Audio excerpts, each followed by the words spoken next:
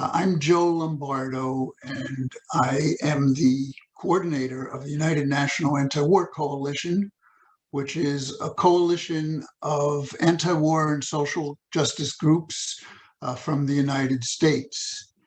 So today we're going to be hearing some important voices in the movement on how to bring about a just peace in Ukraine. And what that means is not always clear to everyone, especially in the context of the total blackout of the corporate media of any person or media outlet who differs from the US State Department version of what is the truth in Ukraine. The underlying narrative that you hear from the United States is, and from the corporate media and its social media, is that Russia invaded Ukraine. It did so basically because it is evil and it wants to expand, and it is a country that is run by an evil dictator. This is the narrative that's coming across the United States. It also is that the war started on February 24th of this year. None of that is really the case. The case is that around the time of the Soviet Union, collapse of the Soviet Union, promises were made to Gorbachev that NATO would never expand to the west of Germany. Those promises simply were not kept.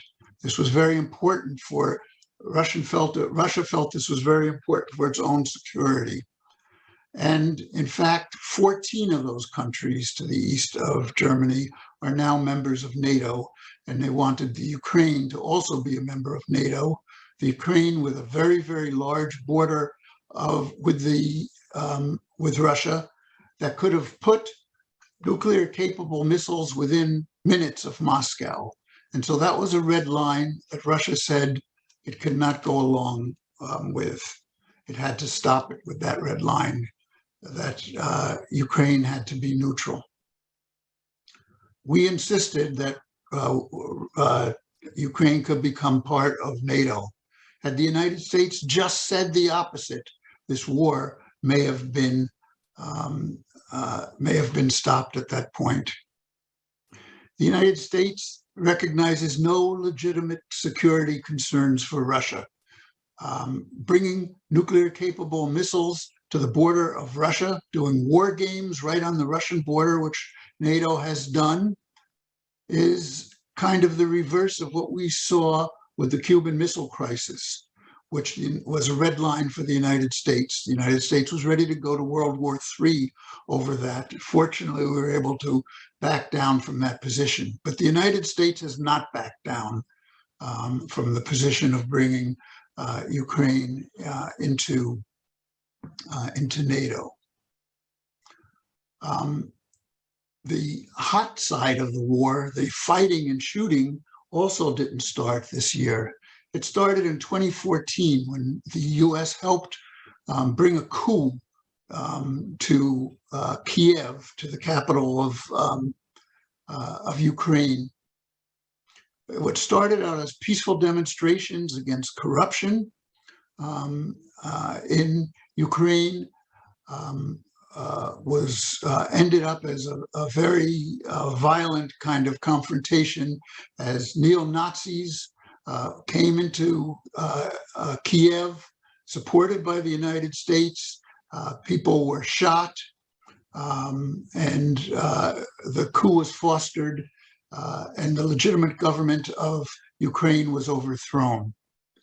That government was headed by a party called the Party of Regions, which was the largest party in Ukraine, which wanted to have better relationships with Russia, as well as Europe.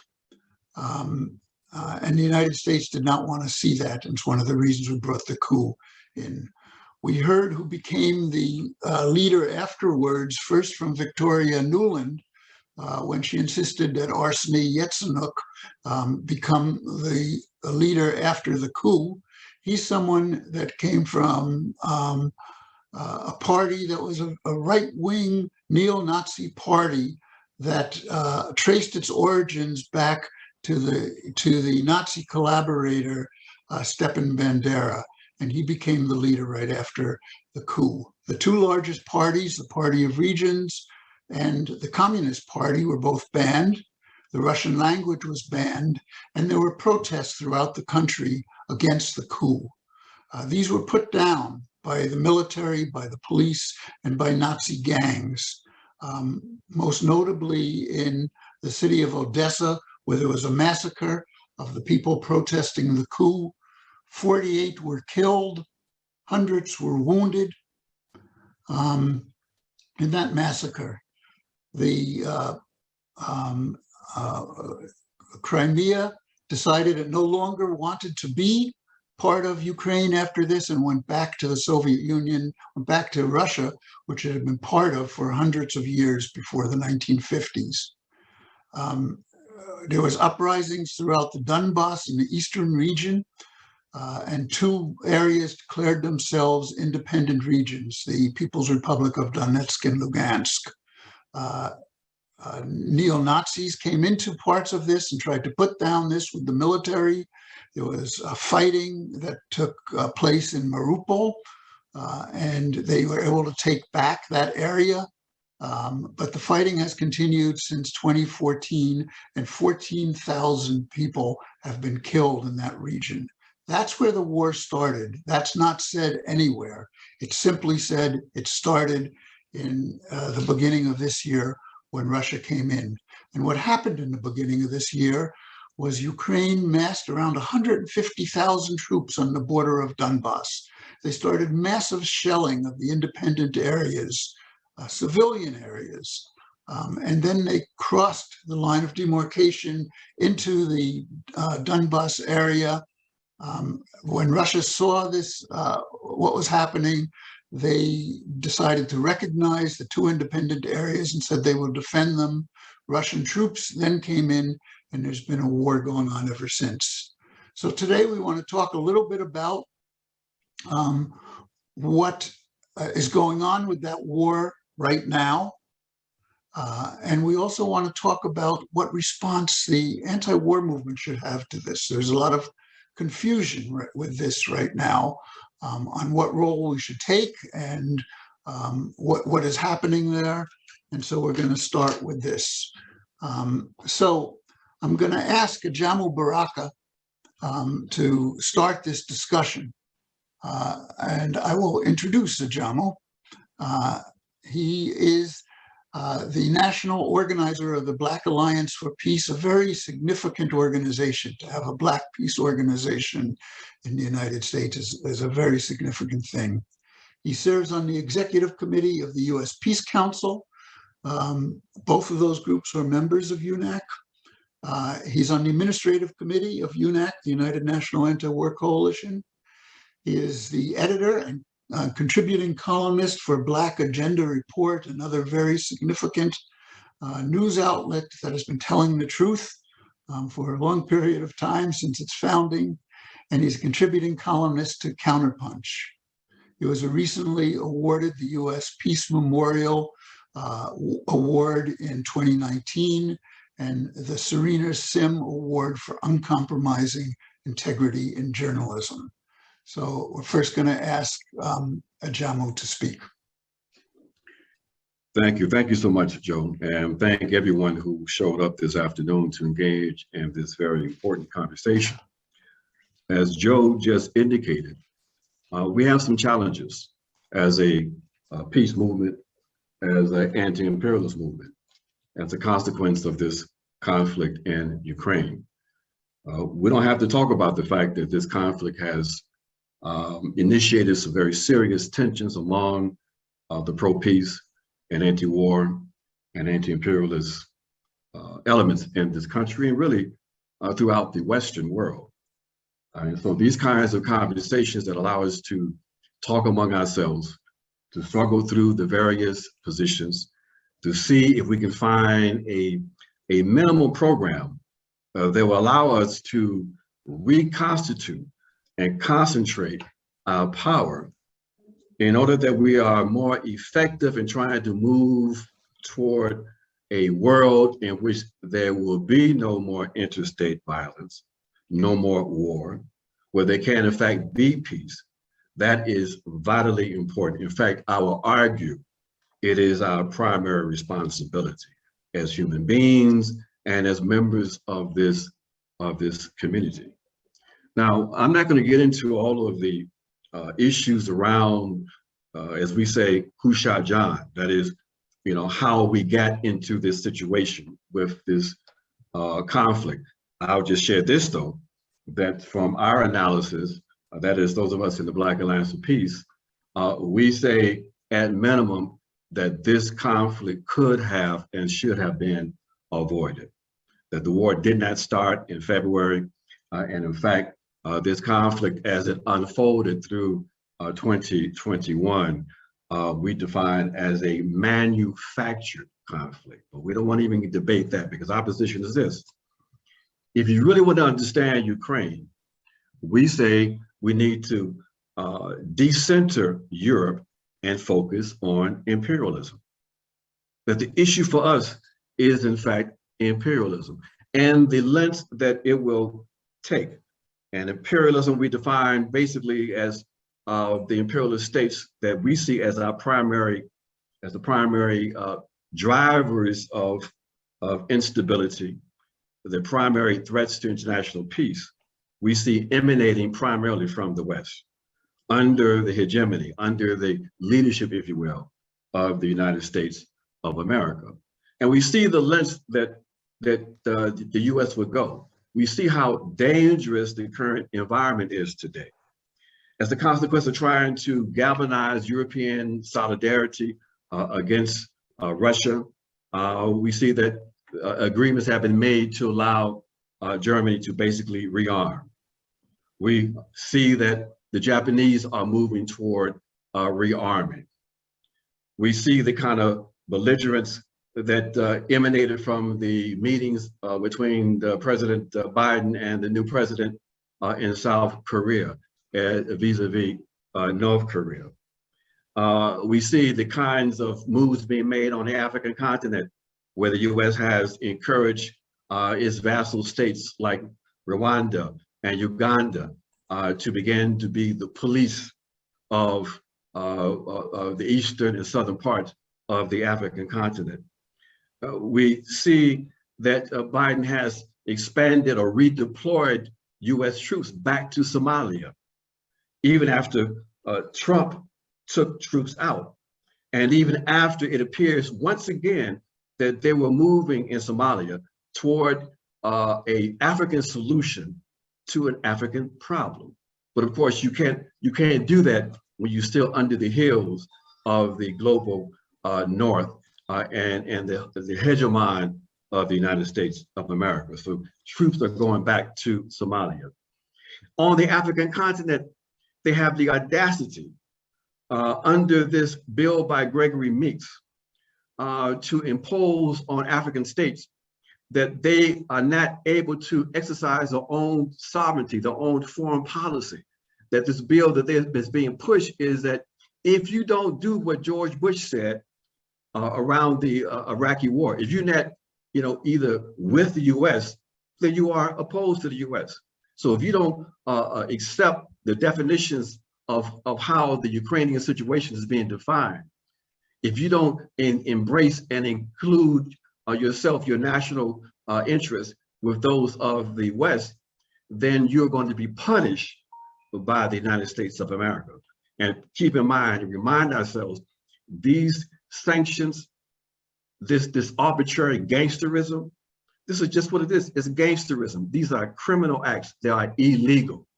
And we need to remind ourselves of that and remind this movement of that. The subversion in Latin America, the Summit of the Americas coming up, where the US arbitrarily decides that they're not going to invite Cuba, Venezuela, and Nicaragua. This is a situation that we are facing, that with this effort to maintain global hegemony, it doesn't matter what kind of impact this conflict has on anyone. They know that basically this conflict is going to have, is having a detrimental impact on the entire world. that basically we know there's going to be almost 500 million Africans who are being negatively impacted by this war. We know that they have shifted the burden, the cost of this war to the working class in the US with inflation, with higher gas and food prices, while these criminals that own and control the military-industrial complex are making record profits. So my friends, we have before us a real task.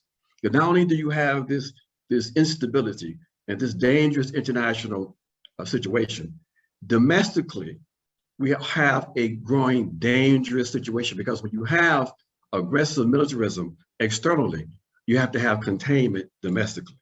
And we see that under the war party, the Democrats, we see that there's more money for the police. We see the moves being made to increase censorship, surveillance, and repression. And we see this dangerous phenomenon of the Democrats and everybody else whitewashing the existence of literal neo-Nazis in Ukraine and attempting to try to reframe these white supremacist ultra-nationalists in that state, pretending like it doesn't exist, or it's the creation of the figment of Putin's imagination. Where just a few months ago, they were talking about how corrupt and how dangerous those forces were in Ukraine. So we can't play with this, because we understand that these folks are committed to maintaining the hegemony. They say it basically in their documents. The national security strategy of the US says it's committed to the doctrine of full spectrum dominance. It's clear.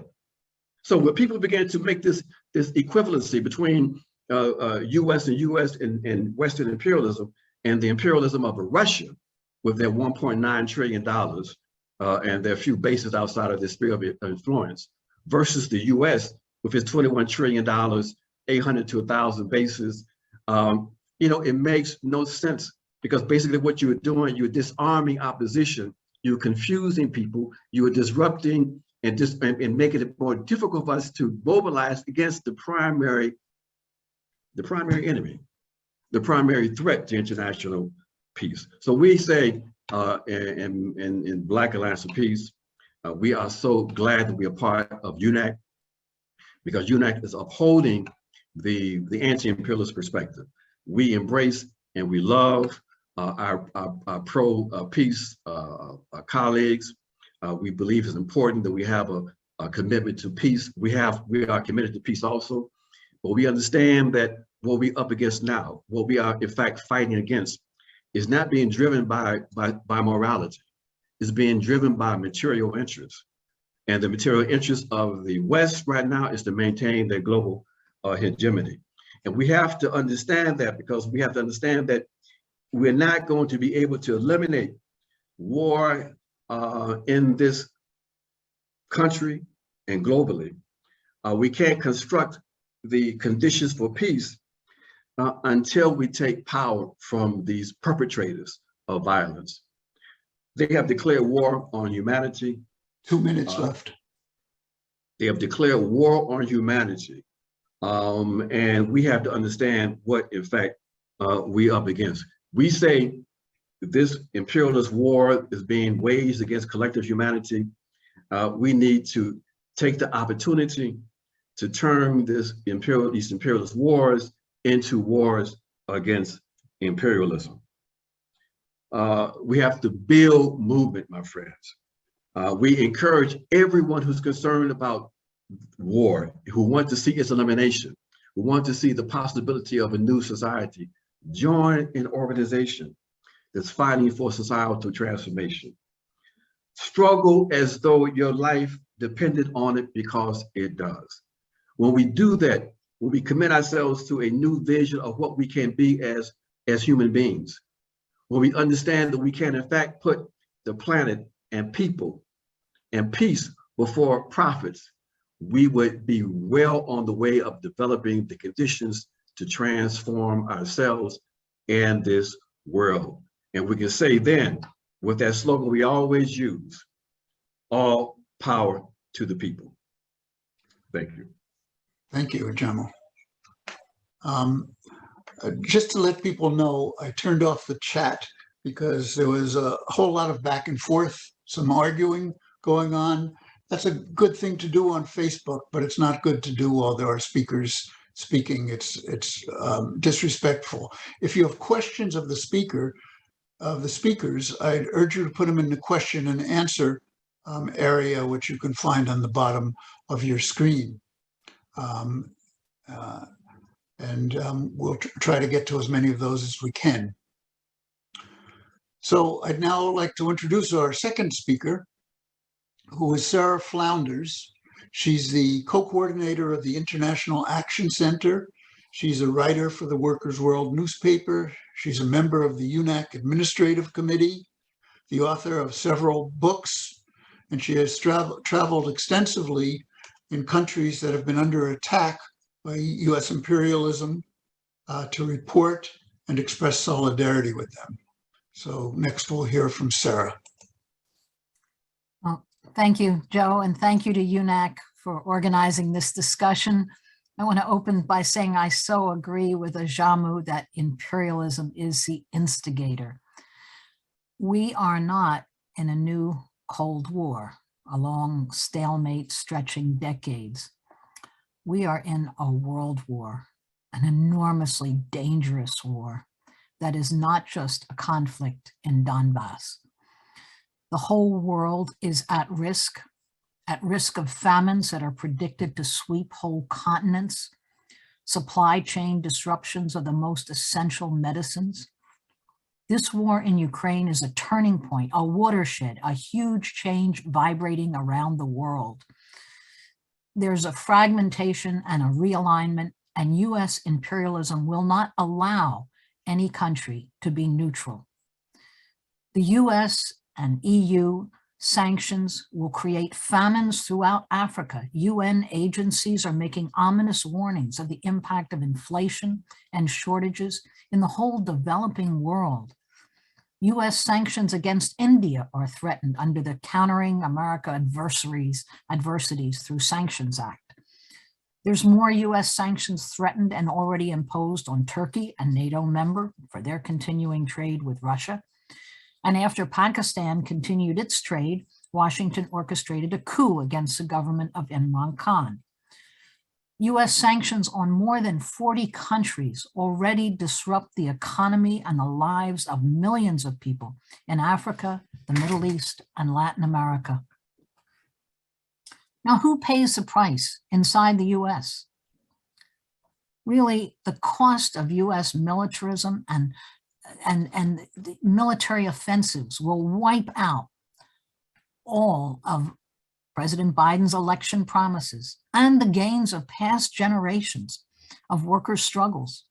Build back better infrastructure programs, that's off the table. COVID relief, preparation for other health emergencies, student debt relief, every other promised social program, environmental program is off the agenda. The challenge for us is, can the working class in the US and in Europe intervene with our own demands in this challenge? That is the challenge. And let's be clear, US corporate war is not in our interests. International solidarity, the struggle against racism, the struggle against US wars can be a powerful weapon if it's organized. Now, the war in Ukraine is a military struggle, and Russia has made some gains. It's a political struggle. Finland and Norway are being roped into the NATO war machine with no vote of their own population, no consultation even with other NATO countries. But war in this imperialist era are fundamentally about economics. It's economic interests that drive nation states to war. And what do the US corporations want out of this war? That's what we should look at. It was planned for years. Ukraine is the war front of NATO's choosing, not of Russia's. It's a proxy, yes, in a struggle to gain supremacy over its allies in the European Union, and to forcibly de-link Russia from its extensive and mutually profitable trade with Europe. US policy is seeking now to grind down Russia's resources in a long and costly military onslaught. The US has instigated the crisis by encircling Russia with NATO bases, organizing constant military operations, supplying weapons to Ukraine to fire near Russia's border for 8 years. Washington orchestrated the color revolution, as it's called, in Ukraine in 2004, before its far more extreme coup in 2014 using fascist forces.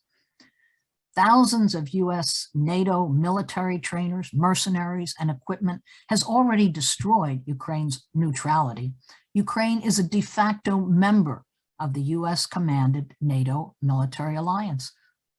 Make no mistake. The problem is that even after the 2014 coup and the US sanctions at that time, the trade continued and actually escalated between Russia and the EU, to the great frustration of US strategists.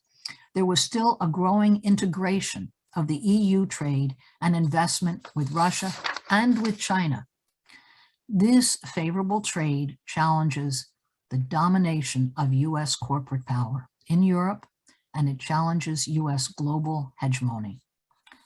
The immediate threat to US hegemony is that the EU trade with Russia was at $260 billion a year, 10 times the EU trade with the US.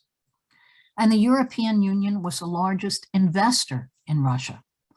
So breaking this growing economic integration of the EU with Russia, and at an even greater level with China, serves the long-term strategic interests of US corporate domination that has been in place since World War II.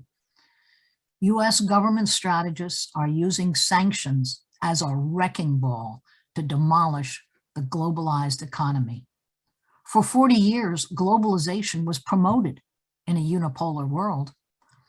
So this war is a desperate struggle to preserve US global hegemony, and they will destroy what they have built because if it's not now in their immediate interests. How dangerous.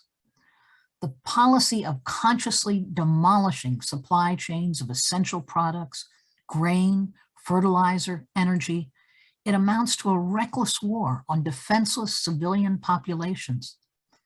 US sanctions disrupt trade worldwide, send shockwaves far beyond the countries directly targeted. President Biden said as much in a Brussels NATO press conference. He said, food shortages, it's going to be real. The price of sanctions is not just imposed upon Russia, it's imposed upon an awful lot of countries as well, including European countries and our country as well. Direct quote. His ominous warning is for the first time, this intentional disruption is hitting the countries imposing the sanctions. It's creating unprecedented inflation, the highest in 40 years and climbing, supply chain chaos, sharply higher costs for energy, for industries, transport, homes. And look at the stock market slide right here. There's British predictions that 40% of their population will have to choose between eating and heating. What a choice. Washington is demanding that countries act against their own economic interests and enforce sanctions passed as US legislation in which they had no voice or prior notice. Now, why is Russia targeted? Russia has a capitalist economy that's much smaller than the US, the world's largest economy. Russia also confronts the economic power of not just the US, but the combined economic power of the EU, Japan, South Korea, Australia. The Russian economy today is smaller than Canada or the South Korean economy. Russia's defense budget is 1/12 US military spending, and this ratio shrinks even further when weighed against a budget of the entire NATO military alliance of 30 countries. So while Russia is neither a military or an economic threat, it has enormous natural resources great, that are presently out of US control. And that is what makes Russia a target. But President Biden confidently promised that the US and EU sanctions would have a catastrophic impact on Russia's economy. There are predictions of Russia's bank and stock market collapse, hyperinflation, soaring prices, empty shelves, massive unemployment. This was calculated to disintegrate the Russian state. Graphic descriptions of what the impact on the poorest Russians and the middle class were abounding. And politicians said there was nothing that the Russian government could do. They were hostage to the seizure of all their assets by Western banks. This was short-sighted arrogance. US war planners ignored that Russia is self-sufficient in grains, in meats, in other proteins, and in energy.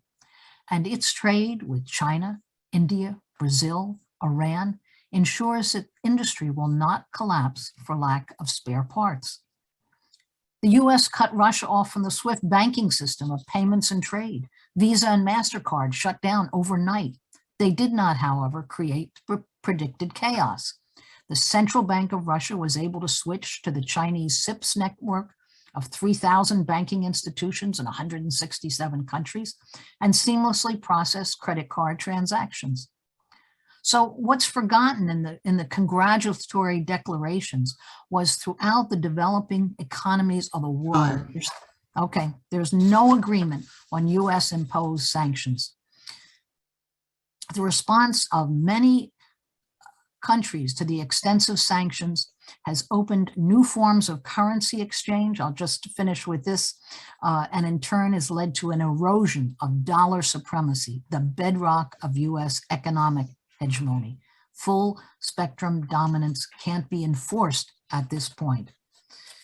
This is growing and it's more dangerous. The resistance of China, the world's largest economy, to US demands to comply.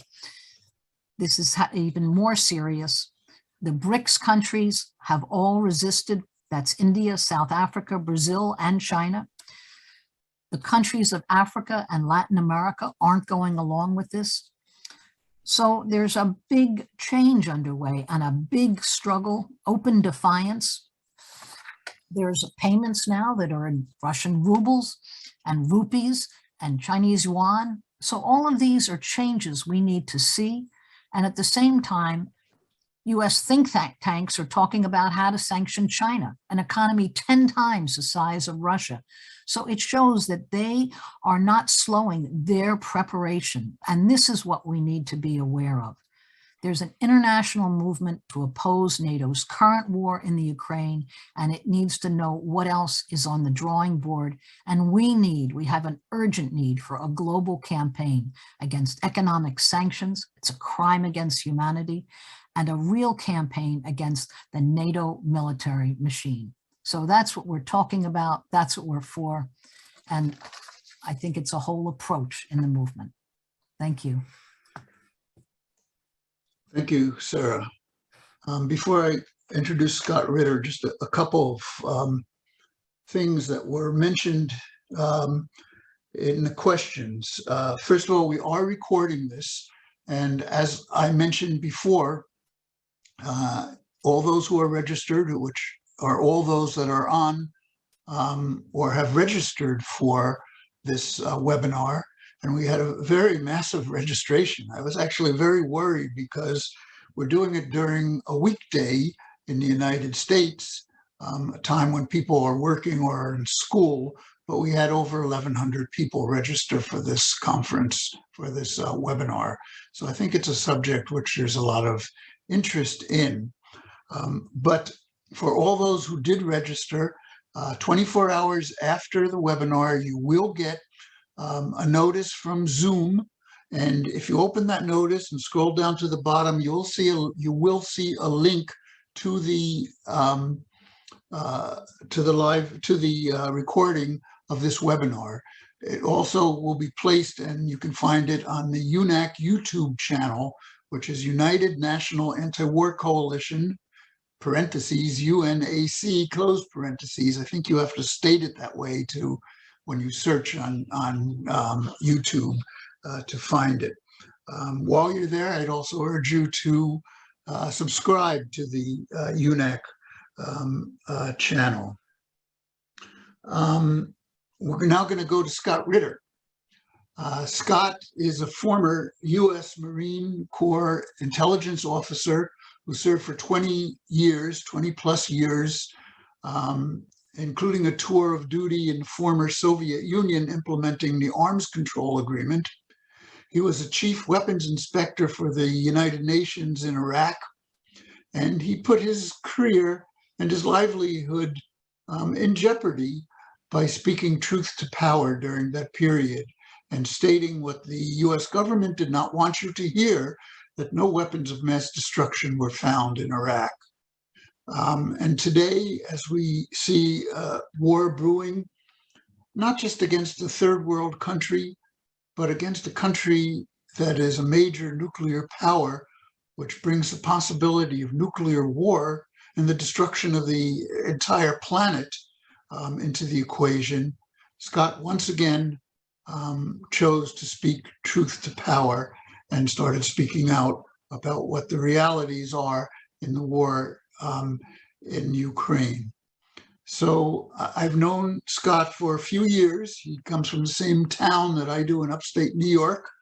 And we were very proud that he was part of our town when he spoke out against the Iraq War, and our organization in the area, Bethlehem Neighbors for Peace, sponsored talks with him that were overflowing auditoriums and made a big impact and helped launch our organization, Bethlehem Neighbors for Peace. So now I'm going to introduce Scott Ritter. The floor is yours, Scott. Thanks, Joe. Am I 5 minutes? What's my time? 10 minutes. 10 minutes. Okay, I'll try not to. I'll remind you at 8 minutes. But thank you very much. See what we can do. Well, let me start. I'm going to talk. This is an anti-war forum, but I think to be against war, you need to understand war. You need to put it in a proper perspective. And so I'm going to talk about the ongoing conflict in Ukraine from primarily a military and geopolitical standpoint. I think Joe gave a very good and thorough introduction to the conflict. And people should know that it just didn't pop into Vladimir Putin's imagination on February 24th to invade Ukraine. There are several competing strategies at place here, or in place, but we need to understand some terminology. The first term I think we need to grasp is special military operation.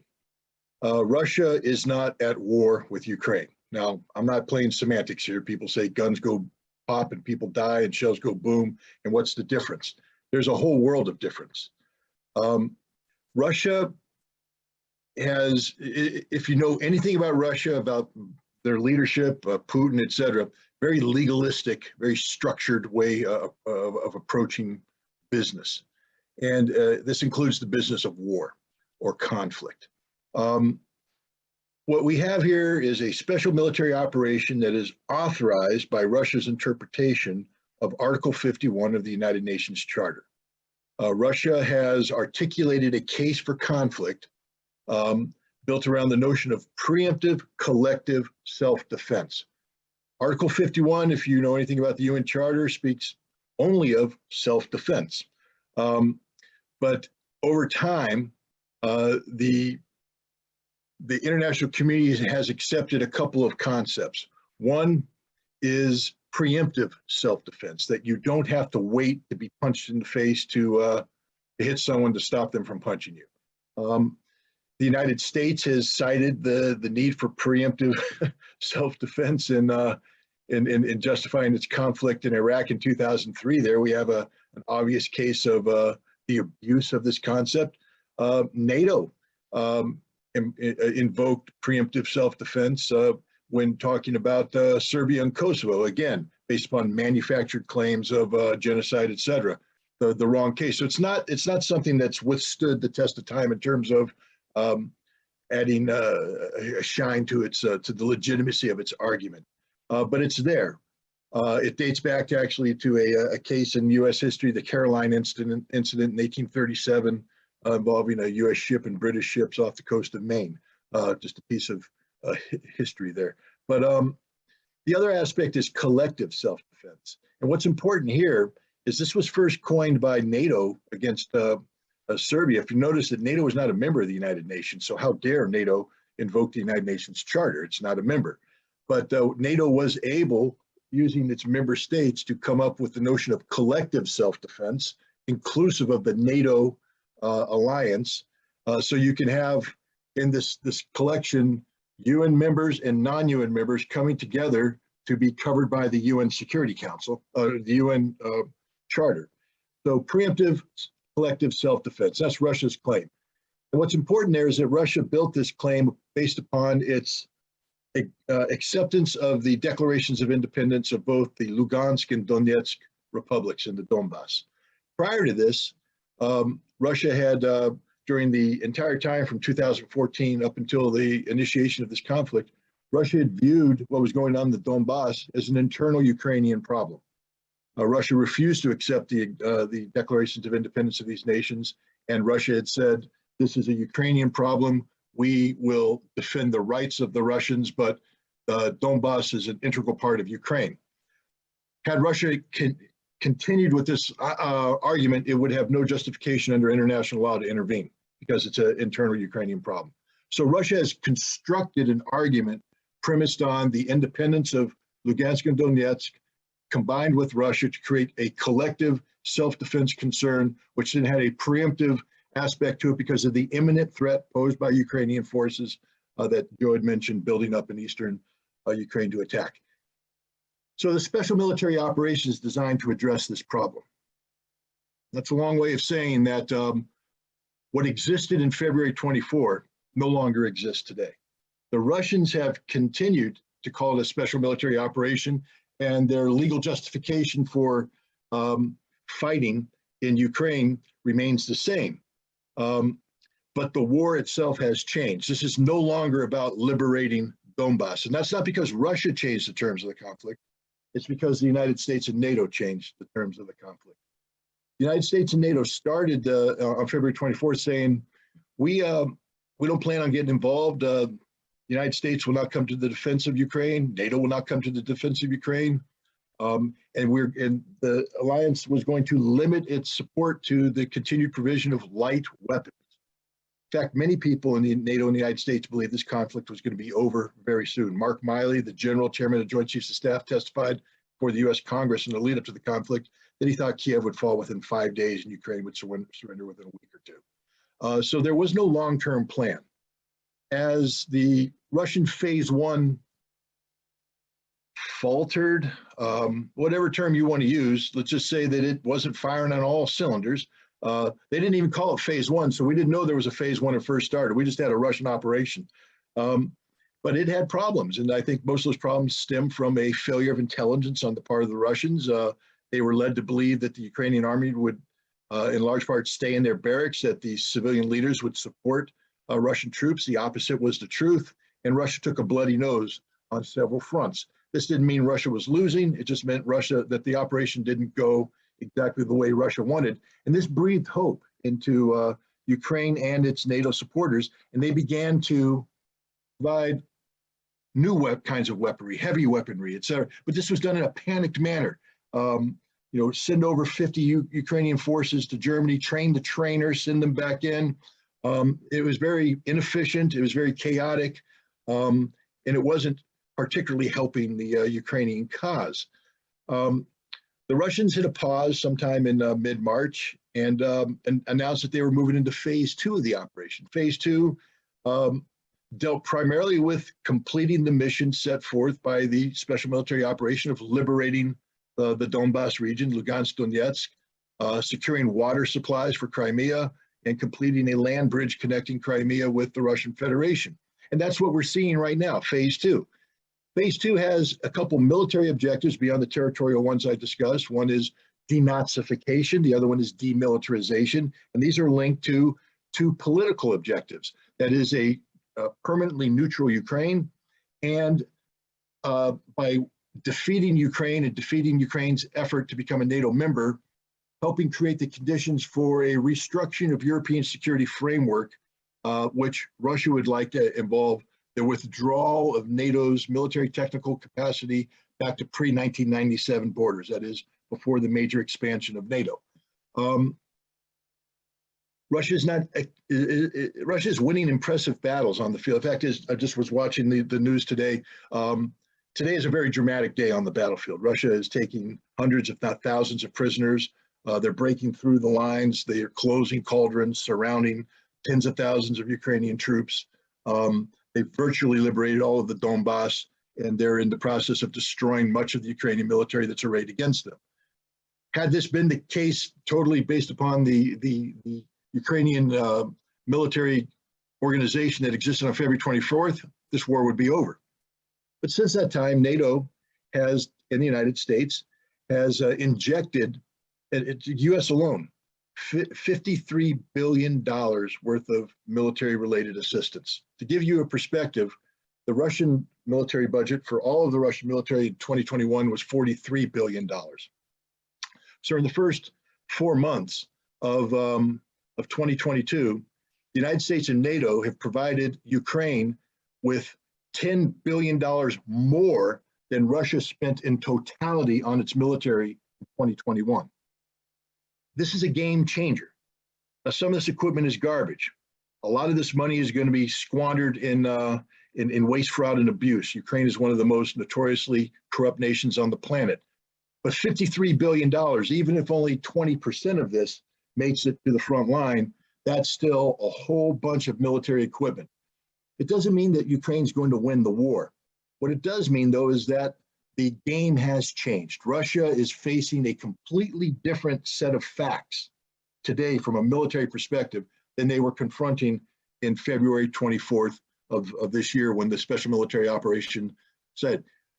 Ukraine is a de facto NATO proxy force carrying out a newly enunciated US NATO policy of strategic defeat of Russia by bleeding them dry in Ukraine, meaning that all of this material that's being provided to Ukraine is not being provided to help Ukraine win the war. It's helping Ukraine kill Russians in a recurring conflict, which, as I just said, also produces thousands of dead Ukrainians. This is literally a meat grinder taking place in Ukraine today, one that Russia is winning on the battlefield, but because the scope and scale of the conflict have enlarged so much, Russia is not achieving demilitarization. Every military force they're destroying on the battlefield is being reconstituted as we speak in Germany and Poland, where thousands of Ukrainian troops are receiving training by NATO and being equipped by NATO before being sent back into Ukraine.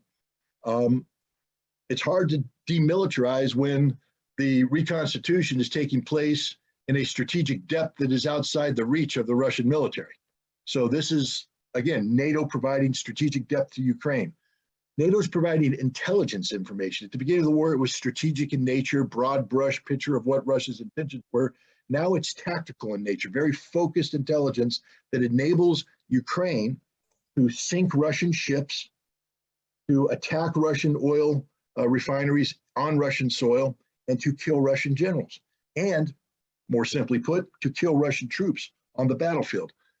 NATO is a participant in this conflict. Scott, about 2 more minutes, okay? Okay. So anybody who is hoping that Russia could deliver a knockout blow, get Ukraine knocked to its feet, teach NATO a lesson, that's not happening.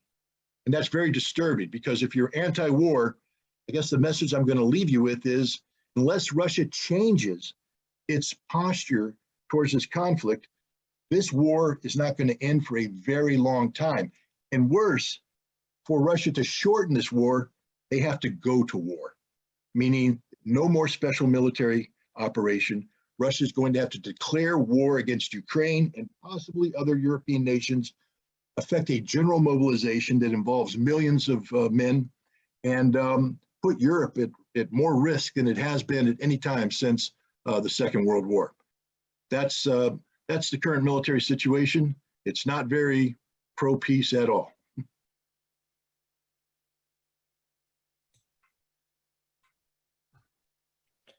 Thank you, Scott. We're going to have time for questions and discussions, and the panelists, of course, will be able to talk with each other and question each other or ask questions. But we have a final speaker first, and our final speaker, last but not least, is Alan Freeman. He is the co-director of a geopolitical economic research group at the University of Manitoba. He's economist at the Greater London Authority between 2000 and 2011, where he held a brief for the creative industries and the living wage. He's a writer, an economist. He's one of the leaders of a newly found organization called the International Manifesto Group, which has been putting on some really powerful webinars. UNAC is happy to work with him on this particular webinar and on others that the International Manifesto Group has done. And we hope to be able to do more of that in the future. So let me bring Alan up. You're on, Alan. Just to check, can you hear me, everybody? Can you hear me? Yeah. Okay. Well, on behalf of the International Manifesto Group, can I express our gratitude and my pleasure to share this platform with these speakers. I'm speaking on the original lands of Anishinaabe, Cree, Oji-Cree, Dakota, and Dene peoples, and on the homeland of the Métis Nation, which I wish to acknowledge. I want to talk about the left's place in the peace movement. Now, that's a vast topic and it's pretty controversial, both for the peace movement and for the left, probably for the right too. So most of what I have to get over is actually in a series of documents which I placed on my academia site. And this document itself is on the academia site, along with links if you want to dig deeper or get involved. Now, I'm going to start with a $1 trillion question. If NATO won, if the DPR and LPR forces surrendered and the Russian army was driven back to the border, would the world be a better or a worse place? This is a practical question. You can't resolve it with abstract ideals or theories, like whether Ukraine has a sacred right to rule over the Russian speakers of the Donbass, or whether Russia is imperialist, any more than Palestinian rights can be settled by referring to the historical origins of the people of the book. The lives of millions, maybe billions of people are at stake, I will show. If the Russian army leaves Ukraine, they will all suffer and many will die. Now, if your ideals tell you that that's a good thing, if along with Madeleine Albright, you can look on the death of 500,000 Iraqi children and say it was worth it, then your ideals are wrong. If your theory tells you to arm Ukraine to the teeth and give its fascists free rein to cleanse it of Russian and Russian speakers, you're free to say that, which is a lot more freedom than we've got in speaking up against you, but you're not part of the left. Because if anyone tries to justify a monstrous and unnecessary human sacrifice on the grounds that it's for the best, you're measuring good in dollars, not bodies, and you're not part of the left, because the left stands for humans, not money. What will happen if the Russian army leaves? First, there will be a bloody racial cleansing of a third of Ukrainian territory, where 14 million Russian speakers live. You don't need an elaborate theory or analysis to see that. You just look at what's been happening. For the past 8 years, the Donbass has been under continuous and illegal military attack for no greater crime than demanding autonomy and standing up to murderers. This is not the work of a handful of rightists. It's baked into the concept of nation, which Ukraine's rulers promote and NATO supports. Stripped of elegant excuses, this holds that being ethnically Russian is incompatible with Ukrainian nationality. This is a thoroughly racist notion. Azov merely enforces what everybody promotes with a soft glove by killing and torturing those who oppose it. for which they once got nods and winks, but now they get acclaim as national heroes. The so-called left support for it is a travesty. That's also why war is not just an invasion, but a civil war. This was inevitable given the national concept. Imagine if the USA were to ban Spanish. What might happen in, let's say, California? Or suppose Canada banned French, not even outside Quebec, but in Quebec itself. The country would fall apart. What about, and that's the origin of the conflict. That's the true origin of the conflict. A suppressive concept of nation. But what about Russia itself? Maybe a NATO victory would free it of the Putin yoke. No. What NATO wants to do is install a Western puppet who will sell off Russia's resources to the highest bidder. To see this as liberation is to ignore basic facts. When the Soviet Union dissolved, the average standard of living fell to 1/5 of what it was. Over 3 million people died. Life expectancy fell by 5 years. In World War II, over 26 million Soviet citizens died. That's why Putin has such wide popular support in Russia. A pro-Western successor could only rule by terror. Like Zelensky, that great Democrat who has banned 11 opposition parties and is busy jailing their members for treason. So what about the alternatives? Let's use the right name for the alternative. It's a NATO defeat, not a Ukrainian defeat. Russia's enemy is not the people of Ukraine, but NATO, which is fighting it to the last Ukrainian. For NATO, the Ukrainian people are pawns. At stake is a deeply unjust world order that consigns 4/5 of the world to a status of economic slavery by denying the economic sovereignty without which self-determination is an empty slogan. What exactly is so terrifying about a NATO defeat, folks? NATO is the spawn of a parasitic financial military elite that would rather destroy the world than surrender an ounce of privilege. The Western left has opposed it for 70 years in Vietnam, Latin America, the Middle East, and Africa. Yet now it finally faces a setback large enough to get some sense of reason into its leaders and rein it in. This same left views the prospect with horror. Why? Just look at what's happening already. Provoked by the failure of the US attempts to asphyxiate the Russian economy, quote unquote, by cutting it out of the world financial and trading system, this same system is self-destructing. The dollar monopoly of trade is disappearing. This rids the financial military elite of two weapons which have held back the global south for generations: US control of trade and US control of finance. If this was completed, it would free countries to trade as they wish.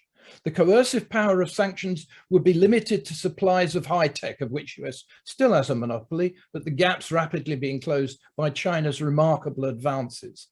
The dollar monopoly of finance is also on life support, because people are building alternative regional blocks. And if this was completed, it would free countries of the tyrannical yoke of neoliberalism. They would no longer be defenseless against smash and grab raids by rapacious Western investors whose only concern is to lay hands on their minerals, foodstuff, and cheap labor at minimum cost to themselves and with maximum cost to the damage to the planet and its peoples.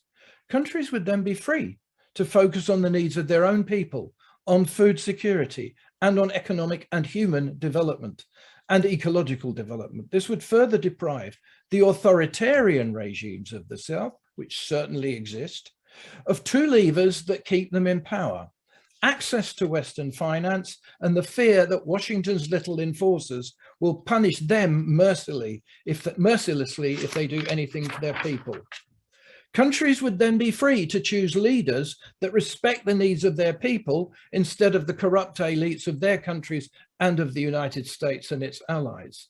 If you need proof, just look at Latin America. Country after country is boycotting a US summit of the Americas because it excluded Cuba and Venezuela. Look at the CELAC conference, where Mexico's López Obrador openly advocated an independent economic and political union for Latin America and the Caribbean. Look at the reactions of China's BRICS partners to Xi Jinping's proposal. They not only expand their group, but, and I quote, oppose hegemonism and power politics, resist Cold War thinking and block confrontation, and build a community with shared security for mankind together. Look at the volte-face of a US leadership, which finally addressing Maduro as president, has just now offered to begin lifting illegal and punitive sanctions it was trying to use to starve the Venezuelan people into submission, not out of any moral, epiphany, but simply because they need to grab some more oil, and that's the only way they can get it. So finally, why does this call for a powerful left? Because that's what I'm going to advocate, but a very different left. What should that left be like? Well, first of all, if you think that the right is part of the answer, and that's quite a widespread illusion, I suggest you wait for Ted Cruz to endorse what's going on in Latin America. It will be a long wait. I think the end times will probably come first. That's because the right fundamentally considers money more important than people. And that's what helps us define what the left should be, and which it's not now, which is actually the intention of its founders, an alliance between the working and poor people of all countries based on the common needs of all humanity, not just one privileged part of it, and least of all on the racial fantasy that any one part of humanity is born superior to another. Such a left in the Western world hardly exists. It is rotted from within under the hubristic delusion that so-called Western civilization entitles it to tell everybody else what to do. It is worshipped at that terrible altar where Mammon and Mars consummated their union. It has been rewarded by being sacrificed on that altar, and it will therefore be able to do nothing even for its own people, as we're now seeing in what the Biden administration is doing to the people of the USA. Peace calls for a global left that truly represents the working and poor people of the whole world, recognizes all of them as genuine equals, and places their common rights and their common needs above those of property owners and their profits. That's my definition of the left, and it was the definition of the founders. We've strayed from that path, and we need to come back to it. Such a left is also the only path to peace.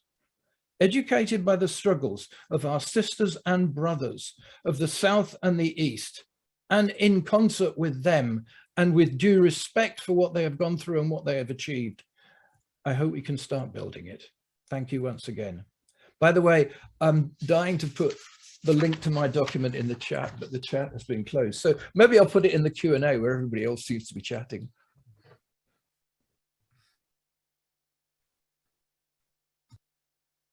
There's actually been a couple of requests for transcripts of people's talks.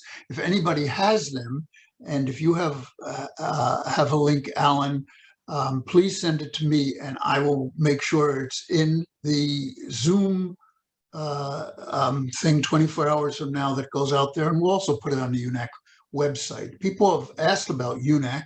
I put the I think Sara put another thing in there. I think it's hers. Anyway, UNAC is the United National Anti-War Coalition. I put our website there. And if people want to see what our positions have been on Ukraine and other issues, please go there, because there's statements and positions and some of the work that we've been doing for a number of years now. And you can see what that is. And if you go to the tab called About on the UNAC webpage, you'll also see who are the leadership of the people and organizations of UNAC, the Coalition for Peace and Justice organizations in the United States that does have, as Ajamu Baraka said, an anti-imperialist view of the world. So I'm going to put a different view of all the speakers on the screen now so that we can see everybody, and people can answer some of the questions that have been asked. So I'll try to ask some of the questions. I might not phrase it exactly as it was in the question itself, but the same content to the best extent that I can. Someone mentioned that on Democracy Now!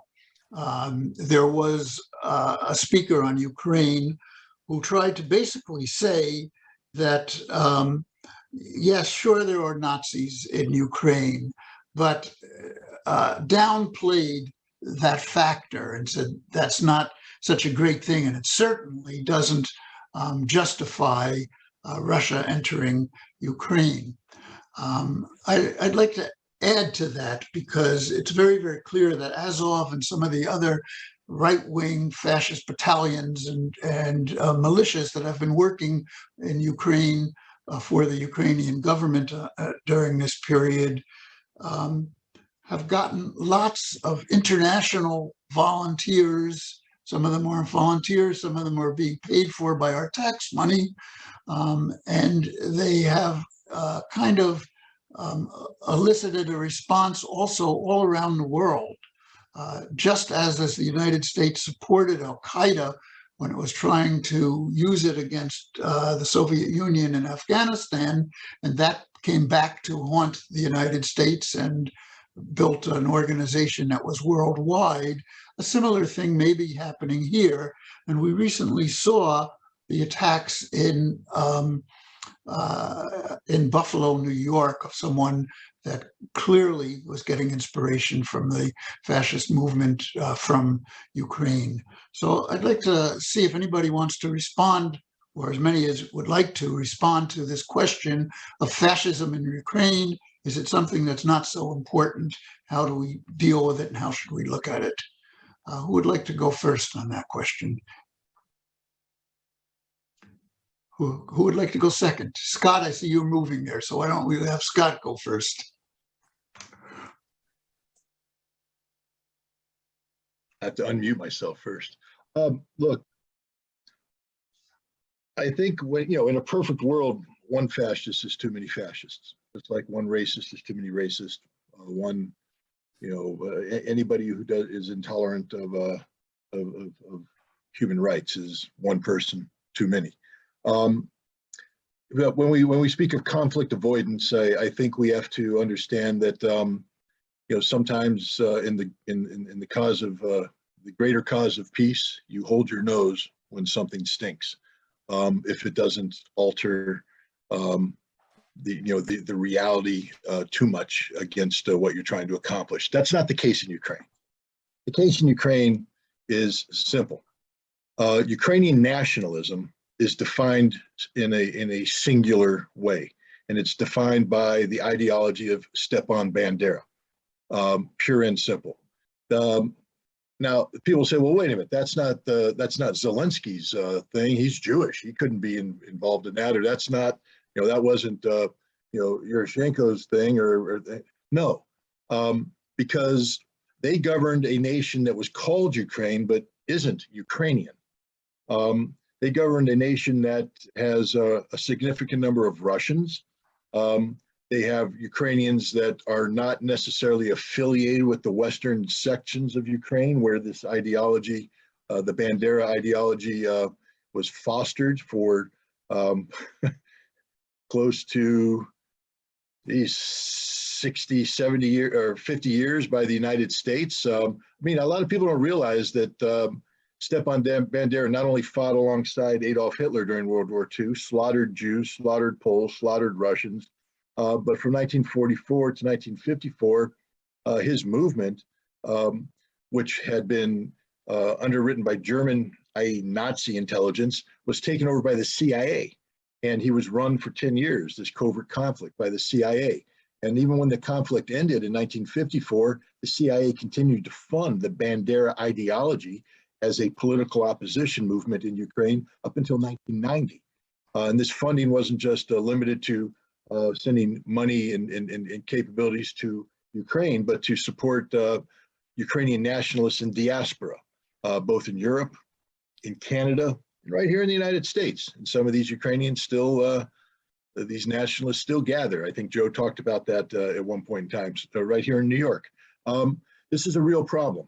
Ukrainian nationalism is a virulent, cancerous cause that the United States not only was breathing life into since the end of the Second World War, but we empowered it in 2014 to become militarized and to inject itself into the mainstream of Ukrainian society.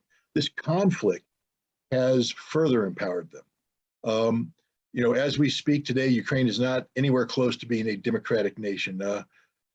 President Zelensky has outlawed every single political party except the far right-wing Nazi parties. That's just a statement of fact. The Azov battalion is everywhere. It's expanded everywhere. It has attached itself to every single territorial defense unit. It has attached itself to almost every single major military command structure in Ukraine above the brigade level, and they dominate. They are sort of the commissars of Ukraine today. So Ukraine is a nation that has been captured by neo-Nazi ideology, and frankly speaking, it can't be allowed to survive. I'm not sitting, I know I'm talking to an anti-war movement, but you know, in the Second World War, I think the world collectively decided that Nazi Germany could not continue to exist. The world decided that Imperial Japan could not continue to exist. And I am making the case right now that Nazi Ukraine cannot be allowed to continue to exist, because to do so will empower a Central European form of virulent nationalisms whose adherents are not limited to Ukraine. And we would see the empowerment of neo-Nazi type ideology in Germany, in Austria, in Hungary, in Romania, and elsewhere. You got to nip this thing in the bud, and this conflict is the time and place for that nipping to take place. So and maybe that's not a message anybody wants to hear, but I'm here to tell you right now that the neo-Nazi ideology is alive and well and living in Ukraine, and it's supported by the United States, underwritten by the United States. Joe, you said we might be paying some of their salaries. We're paying all of their salaries. Take a look at the $40 billion budget, aid package that goes in. We are paying the salaries of every single person under arms in Ukraine today fighting the Russians, including all of the Azov regiment, all of the Aidar battalion, all of the right-wing militias, everybody. We're paying them. We're arming them, and we're training them. We're empowering them, and this is why we have to lose. Joe, Thank you, Scott. Anybody else? Yeah, let me just jump in Yes. for a second, because we don't want to get hung up on one question, very important question. But you know, on one level, the question and even the conversation is not really that serious, in the sense that anybody who's halfway serious can conclude that there's today has been neo-Nazi influences in Ukraine. That's not even really debatable. But what is important for us is to ask the question, since that we know that's an objective reality, what is the danger of the attempts on the part of the European left, both in Europe and in the United States, to whitewash that reality? And part of the danger, and Alan touched on a number of these things, but one of the dangers that we see is in the attempt to rehabilitate fascism in Ukraine. And in my book, this fraud, Zelensky, is in fact a fascist. People have to be reminded that fascism is a capitalist reform. I think people have seen too many bad Nazi movies and have some really narrow sense of what fascism is. What we have in Ukraine is in fact a fascist regime. But see, in the US, we are looking at fascists in terms of behaviorism. And so we have the crude and obvious sort of examples of like a Trump, as opposed to more slick appeals to European nationalism and Europeanness and the white West that we see coming from a fascist like Zelensky, a white nationalist fascist. And so for us who are at the receiving end of the reality of fascism, of colonial fascism, we can't have any illusions about this. That basically what we are seeing is how Europeans across Europe and the US have embraced this situation in Ukraine, have attempted to whitewash the nature of that regime, have opened up their arms to refugees. And we think refugees are important to be embraced. But at the same time, we also recognize the differential treatment of those individuals from people who have been fleeing war and conflict from other parts of the world that are non-European. There's no going back from this. there's a line of demarcation that's now been established between the West and the rest of us.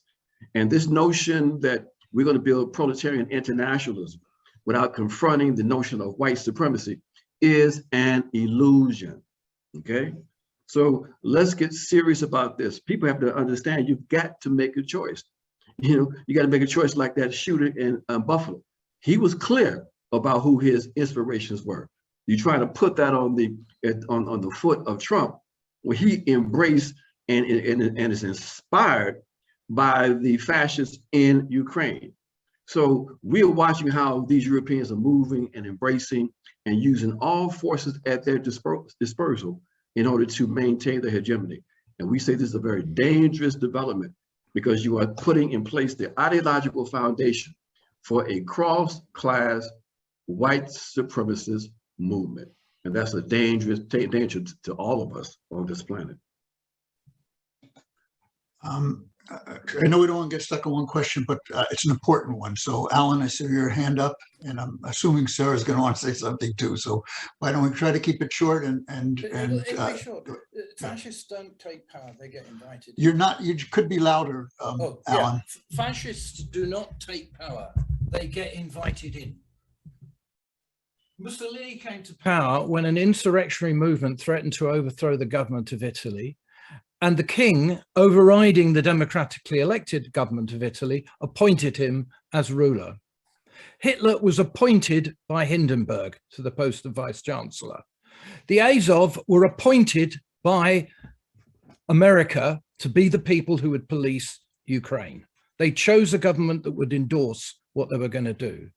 And they did that because, as Marshal Zhukov said in 1945, we have liberated Europe from fascism, and they will never forgive us. These powers, imperialism needs fascists. It needs them because ultimately it is opposed to the interests of the vast majority of the peoples of the world. And when you've exhausted bribery, when you've exhausted corruption, fascism is all that's left. And the West is in a process of decline, which has exhausted all the other options.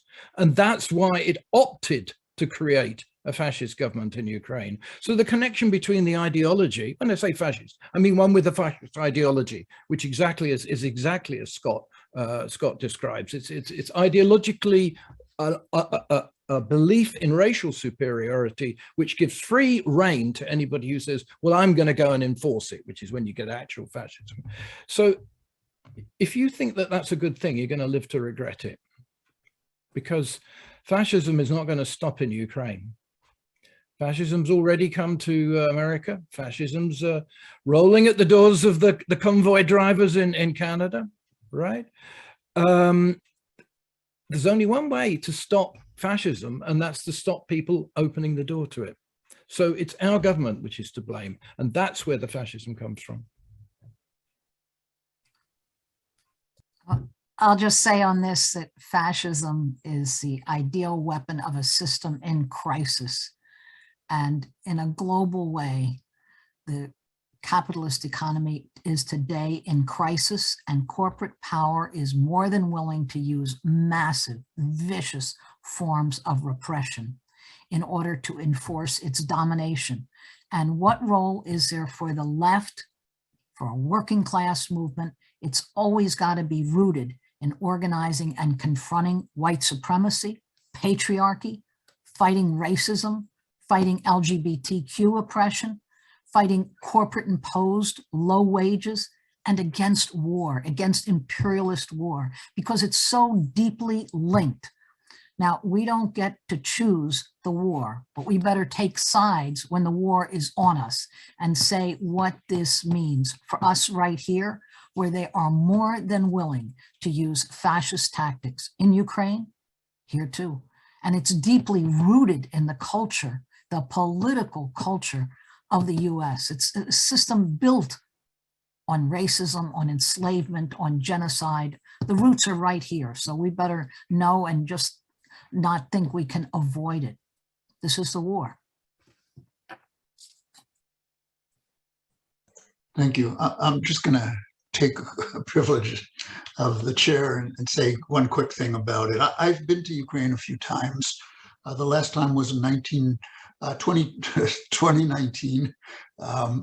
I was there to be an observer in Odessa on May 2nd, which is the anniversary of the massacre in Odessa by the fascists. They asked for international observers to come, and UNAC on 2 occasions has sent delegations of international observers. They want international observers there because they're afraid of being attacked again. And indeed, fascists from around the country did come to Odessa, did come with swastikas on their jackets, and try to intimidate the people from the city of Odessa that were coming there in their thousands to lay flowers at the House of Trade Unions where this massacre took place. At night, we watched them do a torchlight march through the streets, shouting, "Hang the communists from the trees," clearly anti-Russian. And the ideology that these people have is that Russians are somehow not white people. Europeans are white. We want to be with the Europeans, not with the Russians. The Europeans are the people that dominated Africa, that did the slave trade. We in the United States kept that going longer than any other place. And so it is these white supremacist areas that they are gravitating towards. Now, after Hitler was defeated, the United States opened its doors to the Nazi collaborators, and they came into this country. As Scott mentioned, right near where we live in Ellenville, New York, they have a camp. On that camp, you can see statues of Bandera and other Nazi collaborators. They hold once a year Heroes Day there, where they dress up in the uniforms of the Ukrainian nationalists organization that Bandera headed, and celebrate these people, these fascists that were there. That is in this country, in the United States, where we're supporting these fascists. So this does happen. It's something that we need to make sure that we as a movement fight against. I think we're going on an hour and a half, so let me end with this question. And if you want to put in any just general ending remarks, each of you will go around and ask, what should the anti-war movement be doing? We see there are some actions around Ukraine. Many of them do take up the question of NATO. Some of them, not all of them, are opposed to the money being going and the weapons being going to Ukraine. But many of them also put in a demand of Russia out of Ukraine.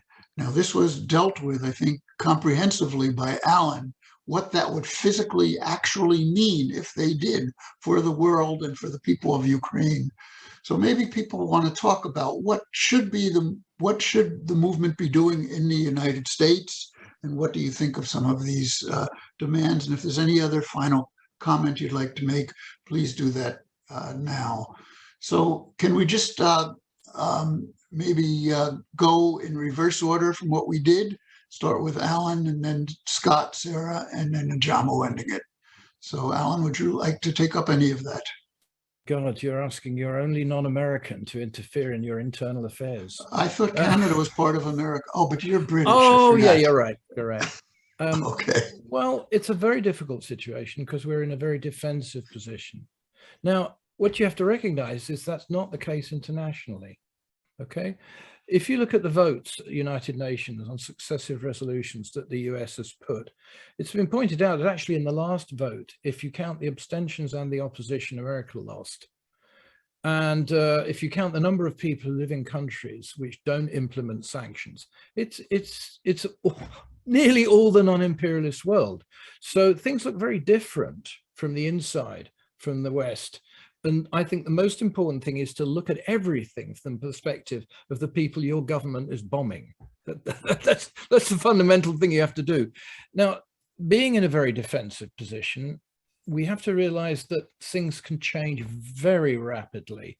I don't know if anybody's ever read Richard Müller's classic History of the German Revolution, But the people who were opposed to Germany being at war with the rest of the world were a tiny minority until a couple of months before the whole thing collapsed and the German Revolution started. Okay, the Portuguese Revolution began with a revolt in the army following their defeat, which is about the only actual European revolution there has been since 1945.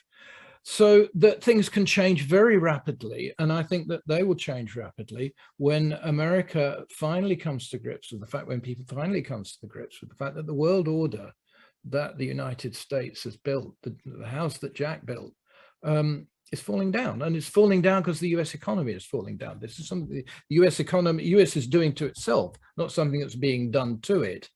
Now, therefore, I think that one things like, you know, the CELAC conference and the dramatic shift of power in Latin America is actually very fundamental. So what I would say is the key thing is to find a way to link up with those in the non-imperialist world who are not caving in. For the first time, we're not just caving in, lining up with America, and find ways to work together with them. That would be my argument. And I think in that respect, that America is quite uniquely placed. I think that the peace movement in America is actually much stronger than in Europe, which is astonishing to me. I've been in the peace movement in the UK since the Aldermaston marches, but that is the case. And I think that part of that is that America actually does have a multi-ethnic society, so that people do actually see the sense of Malcolm X's approach, which is to say the oppression of people of color, of everybody who's not, you know, basically a WASP in the United States, is a product of the role that the United States plays abroad.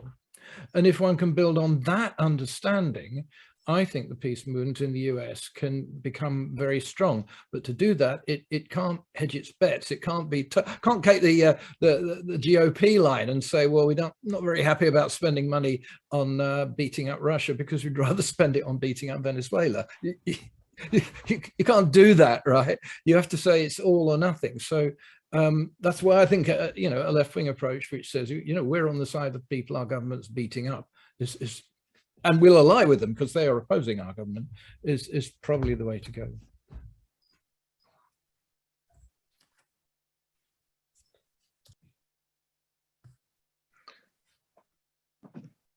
Scott, do you have any final comments? I know you say you're not part of the peace movement, but the peace movement is not defined by organizations, it's defined by actions, and your actions have surely been on the side of ending this war. Well, I appreciate the words of confidence, but I'm not part of the peace movement. And what I would say is this: the Ukrainian conflict is a conflict; it's war, and I think the peace movement puts itself at risk by getting involved in the perception being created that you're picking sides in this conflict. Because it's sort of it's inherently illogical for a peace movement to say, well, we're against war, but in this case, we'd sort of like, so the reason why I bring that up is that there's plenty of people like me who I haven't wrapped myself, I'm not a pacifist. I'm not anti-war. I'm anti-wars of imperialism. I'm anti-wars of aggression, but you know, if you attack me, I'm going to win. That's been my approach my entire life. And sometimes I regret it. I'm not saying it's the best approach. I'm just saying that's who I am. I'm not inclined to run away from a fight or try to avoid a fight. And that's probably a bad thing. But I think Sara brought up some points, and Ajamu as well, and Alan, everybody. But I'm going to focus on Sara. Economics.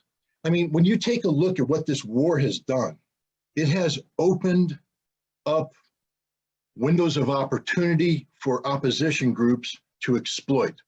You know, in the past, it was very difficult for, I would say, when I got involved, Joe, with you back in the lead up to the 2003 war, you know, it was very difficult to be able to talk about putting together a credible economic counter to the military-industrial complex. The peace movement wasn't equipped for this. The conditions weren't ripe for it. But you know, Lenin once said, give a capitalist enough rope and they'll eventually make a noose and hang themselves. And they've done it, guys. They've done it.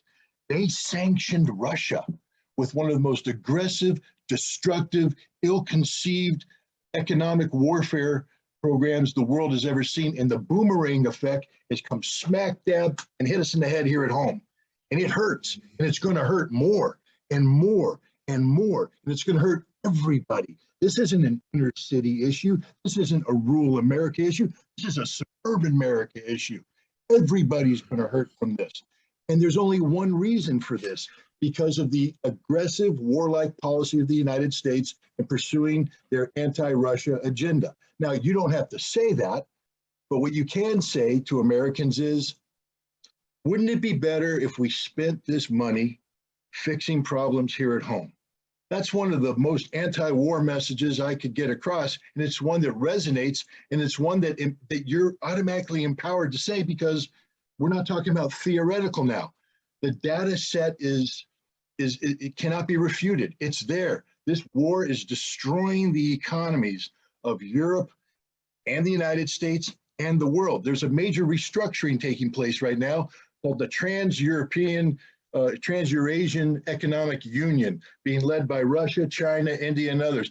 BRICS is expanding. They're now BRICS because Argentina's joined. And I think you're going to see even more growth in these non-American centric, non-European centric, economic systems.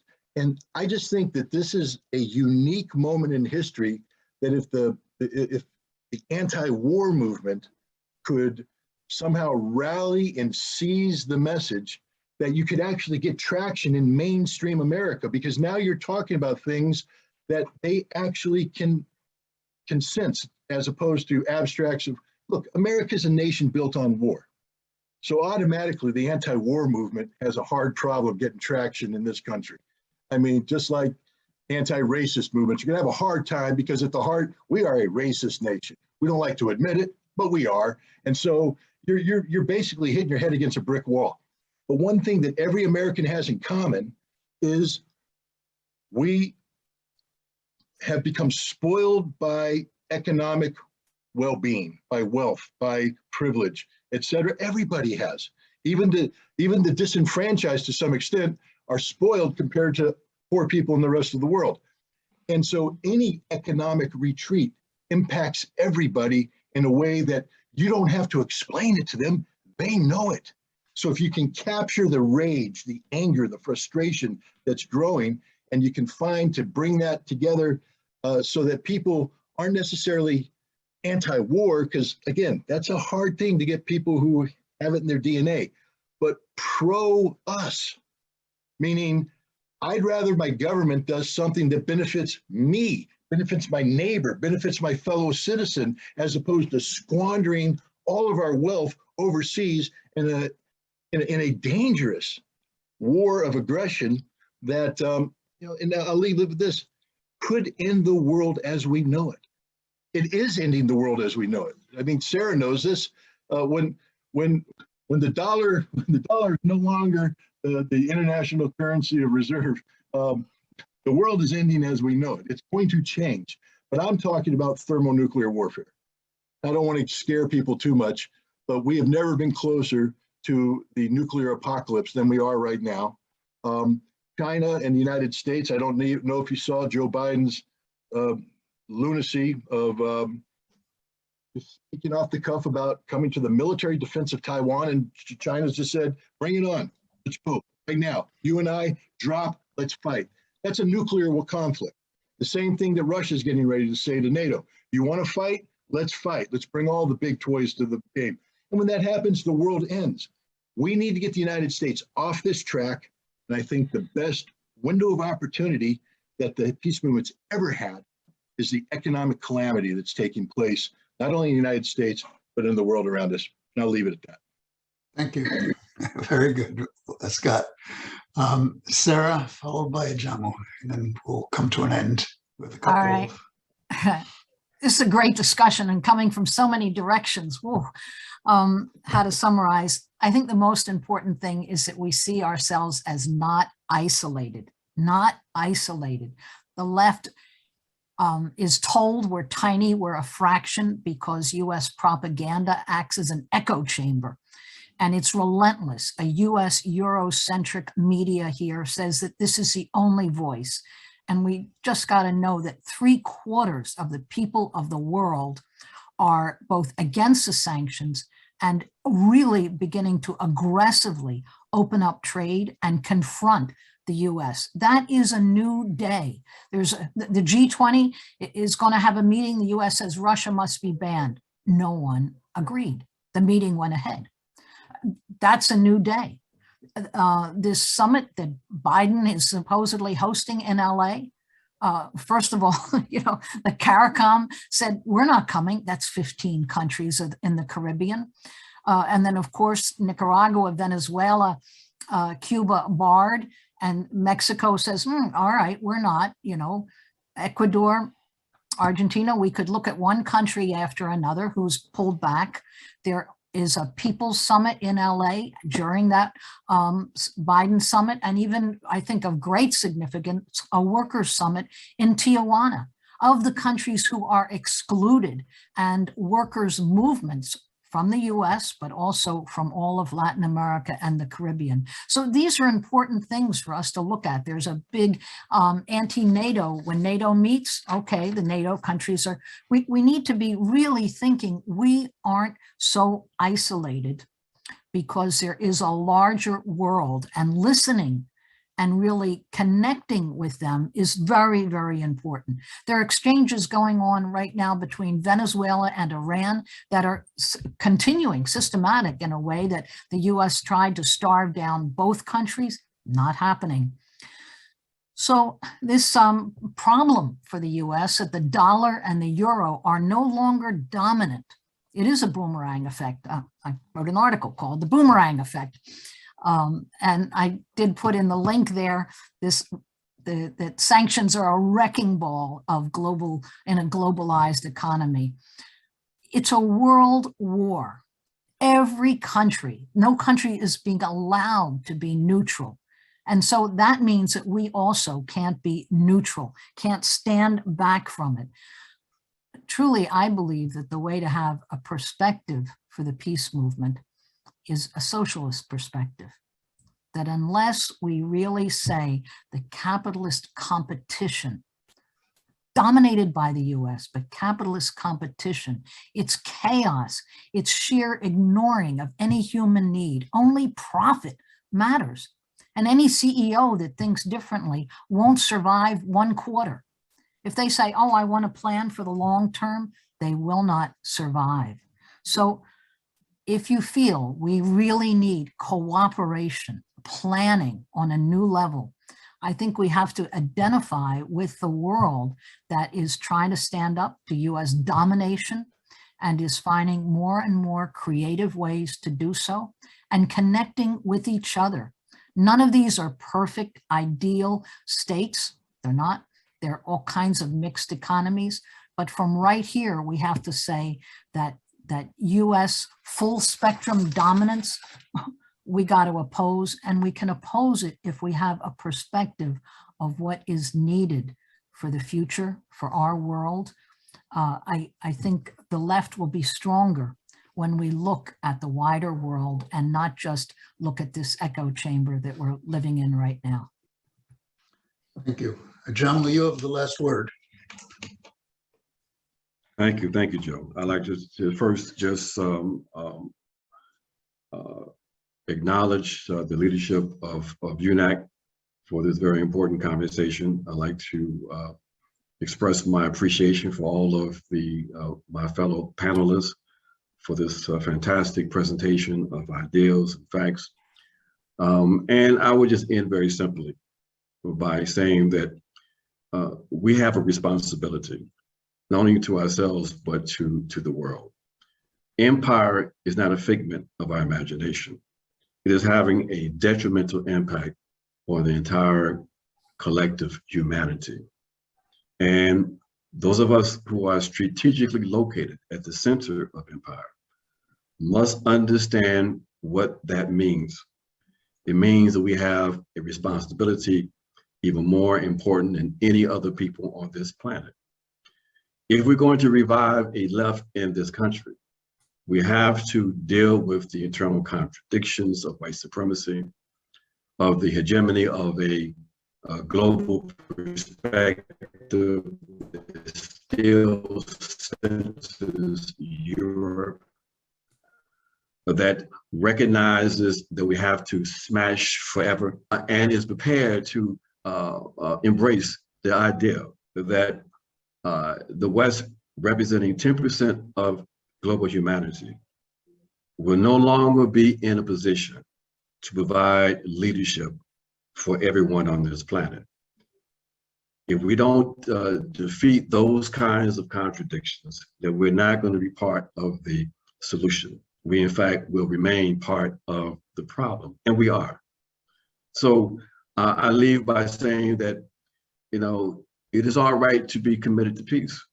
The Black radical peace tradition is a tradition that says that peace is not the absence of conflict, but rather the achievement by popular struggle, the defeat of global systems of oppression that include colonialism, imperialism, patriarchy, and white supremacy. In other words, if we don't defeat these structures of oppression, we're never going to be able to achieve peace, and peace has to be the objective. So my friends, we say again, if you're concerned about the war, if you want to see peace, get into an organization, demand that there is a ceasefire, demand that weapons stop going to Ukraine, and demand of this government that it renounce its commitment to full spectrum dominance. When we do that, we will be in a position to serve humanity as opposed to being a part of the problem that is facing humanity. Thank you, Ajamu. Let me just say, if you're a member of an organization that is not a member of UNAC, please go to the UNAC website at unacpeace.org and join. Make sure you're on our email list. Those of you who agree with the presentations that you've heard today, it's very important that we come together, figure out ways, struggle to do that, to come together to form the kind of organization that will have the power to lead us in a direction that can change the reality that we see. I'll leave you with two quotes. The first one is from Martin Luther King in his Beyond Vietnam speech that he gave, where he said of the United States that we are the main purveyor of violence in the world. That has not changed, and it is true in Ukraine as well. And finally, of Che Guevara, who reminded us that we are in the belly of the beast, and as Ajamu said, we have a special role and a special obligation to the rest of the world to make sure that this imperialist country with 20 times the number of foreign military bases as all other countries in the world combined can no longer continue along the path that we have seen that is leading to the destruction of the world. So thank you all. It's been a really great panel, and thank the panelists, and we hope to speak with you again soon. Good night.